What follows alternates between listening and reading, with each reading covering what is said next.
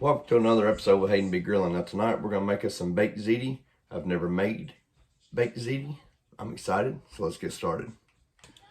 First thing I'm going to do is get a 9x13 baking dish. I'm just going to spray a little bit of Pam on the inside. Next thing we're going to do is take one onion and we're going to dice it up pretty fine. And now we dice. Voila, so much easier.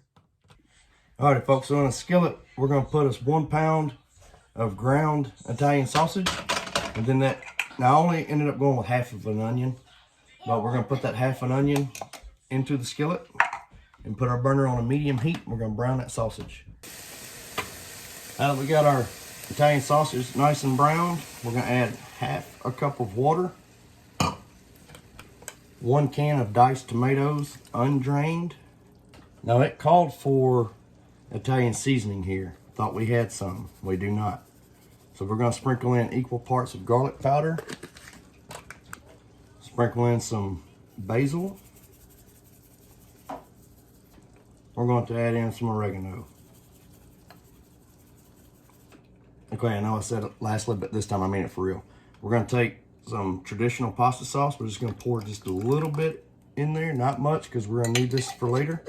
Now that we got all these ingredients in, we're just going to continue stirring this and working it until it comes to a boil.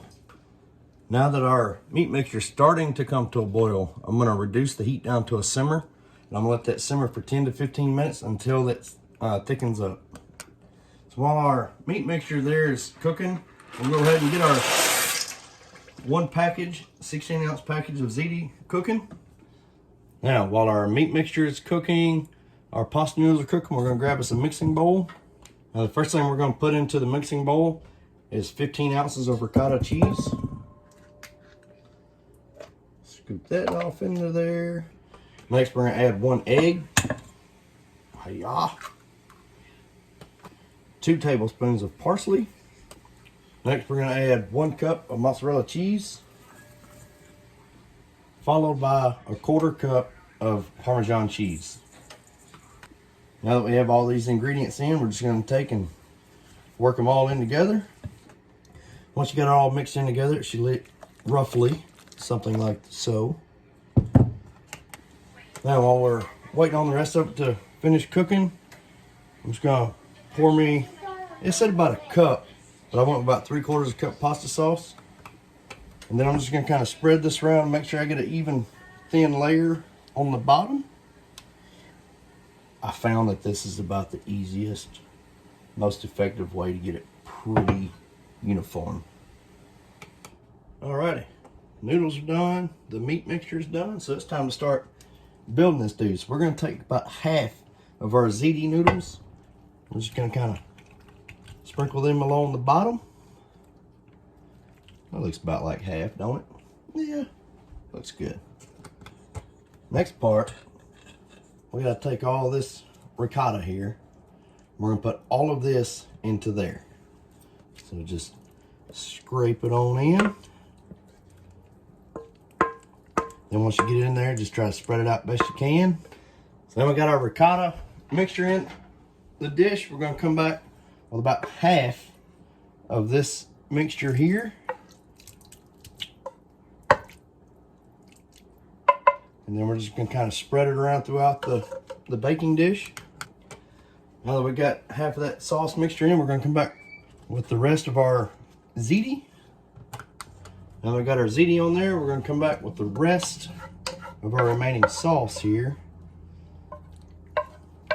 Now the last step in this dude before we get it in the oven, we're going to come back with mozzarella.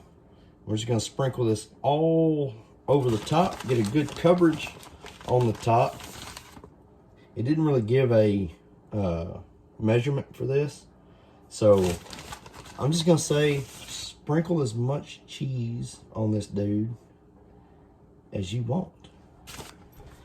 Alrighty, it's ready to go in the oven. We're gonna bake it at 375 degrees for 25 to 30 minutes, just keeping an eye on it, waiting for our cheese to start turning a golden color and getting bubbly. So I just pulled it out of the oven. We're still bubbling a little bit, but we're gonna give it just a minute to cool. So I'm gonna be straight up with you. I totally misread the directions, right? When it said put the sauce in with the Italian sausage after it had cooked. I was supposed to have poured the entire jar of sauce in there.